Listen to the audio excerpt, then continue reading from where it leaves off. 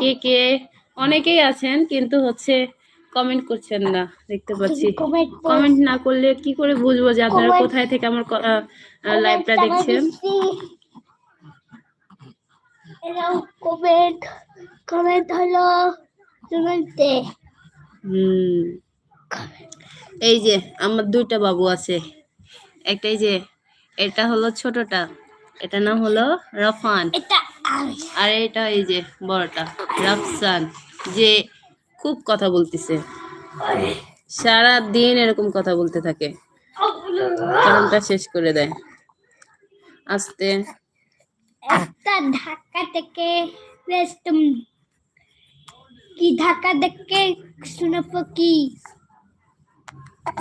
থামো, ঢাকা থেকে কেউ দেখছে নাকি জানি না। না না না, আমি শিখাই দিচ্ছি।